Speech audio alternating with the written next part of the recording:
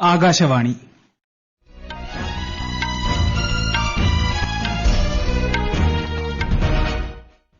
നമസ്കാരം. വാർത്തകൾ വായിക്കുന്നത് അരവിന്ദ്.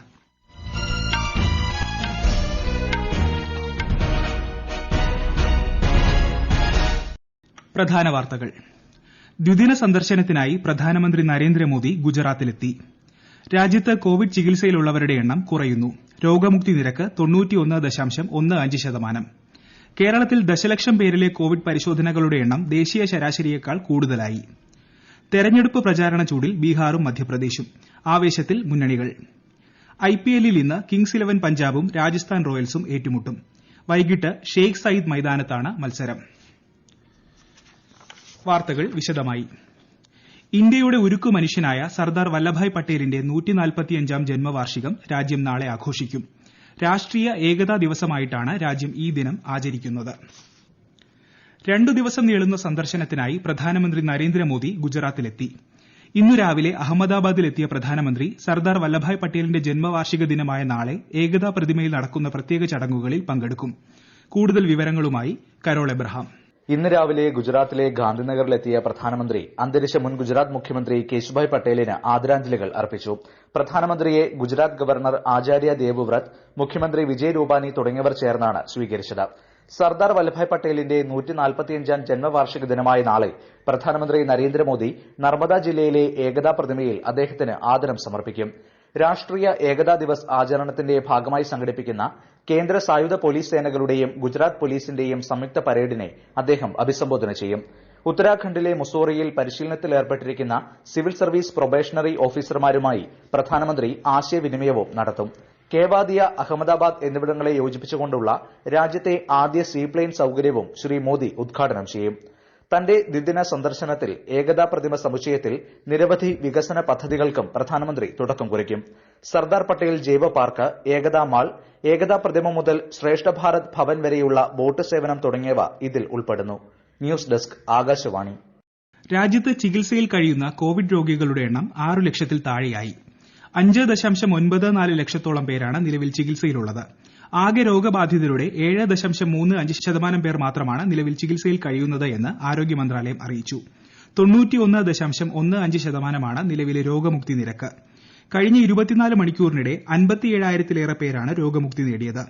ഇതോടെ രോഗം ഭേദമായവരുടെ ആകെ എണ്ണം 73,73,000 പിന്നിട്ടു. ഇന്നലെ 563 പേരാണ് കോവിഡ് മൂലം മരണമടഞ്ഞത്. ഇതോടെ ആകെ മരണസംഖ്യ 1,21,090 ആയി.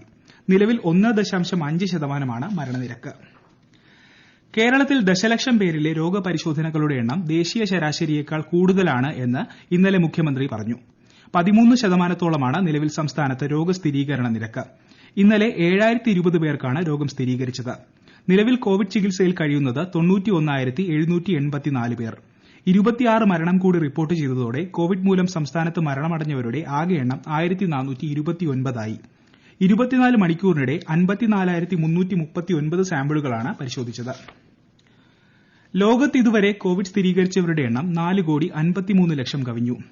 3,29,00,000-ത്തോളം പേർ ഇതുവരെ രോഗമുക്തി നേടി. 11,86,000 പേരാണ് കോവിഡ് ബാധിച്ച് ഇതുവരെ മരിച്ചത്. ഏറ്റവും കൂടുതൽ രോഗികളുള്ള അമേരിക്കയിൽ ആകെ മരിച്ചവരുടെ എണ്ണം 2,34,000 കഴിഞ്ഞു. പ്രധാനമന്ത്രി നരേന്ദ്രമോദി രാജ്യത്തെ ജനങ്ങൾക്ക് നബിദിന ആശംസകൾ നേർന്നു. ജനങ്ങൾക്കിടയിൽ സാഹോദര്യവും അനുകമ്പയും വർദ്ധിക്കാൻ ദിനാചരണം ഉപകരിക്കട്ടെയെന്ന് അദ്ദേഹം ട്വിറ്ററിൽ കുറിച്ചു. ജമ്മുകാശ്മീരിലെ കുൽഗാമിൽ ഭീകരരുടെ വെടിയേറ്റ് 3 ബിജെപി നേതാക്കൾ കൊല്ലപ്പെട്ടു. യുവമോർച്ച ജില്ലാ ജനറൽ സെക്രട്ടറി ഫിദ ഹുസൈൻ ഈത്തു, ഉമർ ഹജാം, ഉമർ റാഷിദ് ബേഗ് എന്നിവരാണ് കൊല്ലപ്പെട്ടത്. കുൽഗാം ജില്ലയിലെ വൈക്കെപോറ മേഖലയിൽ കാറിൽ സഞ്ചരിച്ചവരാണ് ആക്രമിക്കപ്പെട്ടത്. അക്രമികളെ കണ്ടെത്താനായി സുരക്ഷാസേന പ്രദേശം വളഞ്ഞിരിക്കുകയാണ്. സംഭവത്തെ ലഫ്റ്റനന്റ് ഗവർണർ മനോജ് സിൻഹ അപലപിച്ചു. ജമ്മുകാശ്മീരിൽ 3 ബിജെപി പ്രവർത്തകരുടെ കൊലപാതകത്തെ പ്രധാനമന്ത്രി നരേന്ദ്രമോദി അപലപിച്ചു. പാർട്ടിക്കായി മികച്ച പ്രവർത്തനം കാഴ്ചവച്ച ആ 3 യുവാക്കളുടെ കുടുംബങ്ങൾക്കൊപ്പം തന്റെ പ്രാർത്ഥനയും ചിന്തകളും എപ്പോഴും ഉണ്ടായിരിക്കുമെന്ന് അദ്ദേഹം വ്യക്തമാക്കി. ബീഹാറിൽ അടുത്ത 2 ഘട്ടങ്ങളിലേക്കുള്ള തെരഞ്ഞെടുപ്പ് പ്രചാരണത്തിന് ചൂടേറുന്നു. നവംബർ 3-ന് നടക്കുന്ന 2ാംഘട്ട തെരഞ്ഞെടുപ്പിൽ സംസ്ഥാനത്തെ 17 ജില്ലകളിലെ 94 മണ്ഡലങ്ങളാണ് വിധിയെഴുതുന്നത്. 78 മണ്ഡലങ്ങളിലേക്കുള്ള അവസാനഘട്ട തെരഞ്ഞെടുപ്പ് നടക്കുന്നത് നവംബർ 8-നാണ്. മധ്യപ്രദേശിൽ നിയമസഭാ തെരഞ്ഞെടുപ്പിലേക്കുള്ള പ്രചാരണം ആവേശത്തിൽ. മുതിർന്ന പാർട്ടി നേതാക്കളും താരപ്രചാരകരും റാലികൾ അടക്കമുള്ള പ്രചാരണ നടപടികളുമായി രംഗത്ത് സജീവമാണ്. അടുത്ത മാസം 3-നാണ് വോട്ടെടുപ്പ്. 10-ന് ഫലം പുറത്തുവരും. അതിനിടെ സംസ്ഥാനത്തെ 28 നിയമസഭാ മണ്ഡലങ്ങളിൽ നിന്നായി 19 കോടി രൂപ വിലമതിക്കുന്ന മദ്യവും വാഹനങ്ങളും പണവും കണ്ടെടുത്തതായി joint chief electoral officer Mohit Bundas അറിയിച്ചു. ഈ വാർത്തകൾ ആകാശവാണിയിൽ നിന്ന്. കൊറോണ ആശങ്കയല്ല, ജാഗ്രതയാണ് വേണ്ടത്. കേന്ദ്ര ആരോഗ്യ മന്ത്രാലയം പുറപ്പെടുവിക്കുന്ന നിർദ്ദേശങ്ങൾ. ജനങ്ങൾ കൂട്ടം കൂടുന്നത് ഒഴിവാക്കുക. ഇടയ്ക്കിടെ കൈകൾ സോപ്പും വെള്ളവും ഉപയോഗിച്ചോ സാനിറ്റൈസർ ഉപയോഗിച്ചോ വൃത്തിയാക്കുക. നിർബന്ധമായും മാസ്ക് ധരിക്കുക. പനിയോ ചുമയോ ശ്വാസതടസ്സമോ തുടരുന്ന സാഹചര്യത്തിൽ വൈദ്യസഹായം തേടുക. കൊറോണയെ സംബന്ധിച്ച വിവരങ്ങൾക്ക് ആരോഗ്യ മന്ത്രാലയത്തിന്റെ 1075-ലും ദിശയുടെ 1056-ലും ബന്ധപ്പെടാം. ഡൽഹിയിൽ വ്യാജ ബില്ലുകൾ നിർമ്മിച്ച് ജിഎസ്ടി വെട്ടിപ്പ് നടത്തിയവരെ പിടികൂടി. 1278 കോടി രൂപയുടെ വ്യാജ ബില്ലുകളാണ് തട്ടിപ്പുകാരിൽ നിന്ന് അധികൃതർ കണ്ടെത്തിയത്.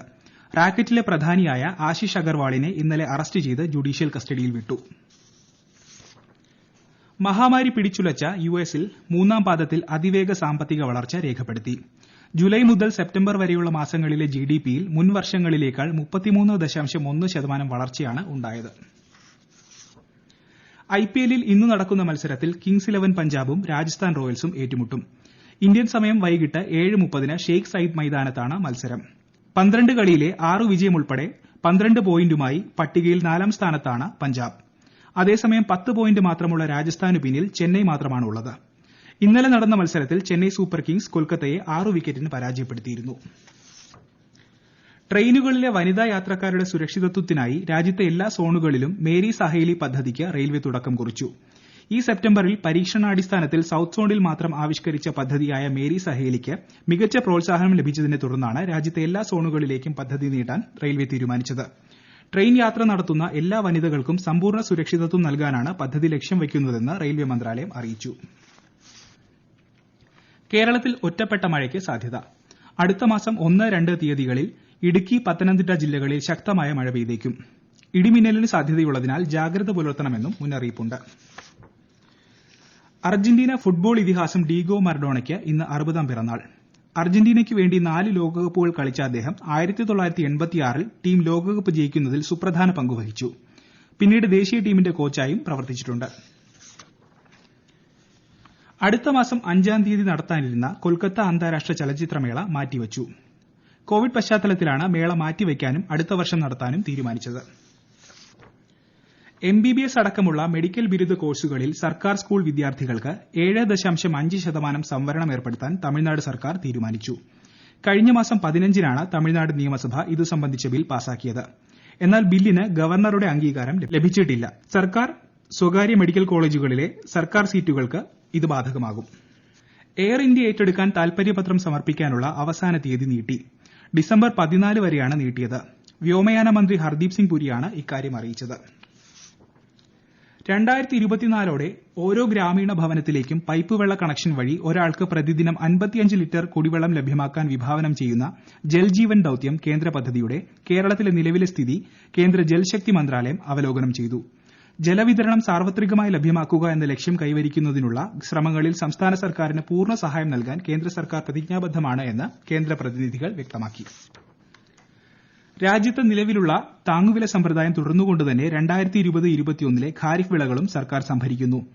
പഞ്ചാബ്, ഹരിയാന, ഉത്തർപ്രദേശ്, തമിഴ്നാട്, ഉത്തരാഖണ്ഡ്, ചണ്ഡീഗഡ്, ജമ്മു കശ്മീർ, കേരള, ഗുജറാത്ത് എന്നിവിടങ്ങളിൽ നെല്ല് സംഭരണം സുഗമമായി പുരോഗമിക്കുന്നു. കോവിഡിനെതിരെയുള്ള പോരാട്ടത്തിൽ എല്ലാവരെയും സഹായിക്കുന്നതിന് ഇന്ത്യയുടെ വിതരണശേഷിയും ഉൽപാദനവും ഉപയോഗിക്കുമെന്ന് വിദേശകാര്യ മന്ത്രാലയ വക്താവ് അനുരാഗ് ശ്രീവാസ്തവ. 90ഓളം ആരോഗ്യ വിദഗ്ധരെയും ശാസ്ത്രജ്ഞരെയും പങ്കെടുപ്പിച്ച് അയൽ രാജ്യങ്ങൾക്കായി 2 ദിവസത്തെ പരിശീലന പരിപാടി സംഘടിപ്പിക്കുമെന്നും ശ്രീവാസ്തവ പറഞ്ഞു. പ്രധാന വാർത്തകൾ വീണ്ടും. ദ്വിദിന സന്ദർശനത്തിനായി പ്രധാനമന്ത്രി നരേന്ദ്രമോദി ഗുജറാത്തിലെത്തി. രാജ്യത്ത് കോവിഡ് ചികിത്സയിലുള്ളവരുടെ എണ്ണം കുറയുന്നു. രോഗമുക്തി നിരക്ക് 91.15%. കേരളത്തിൽ ദശലക്ഷം പേരിലെ കോവിഡ് പരിശോധനകളുടെ എണ്ണം ദേശീയ ശരാശരിയേക്കാൾ കൂടുതലായി.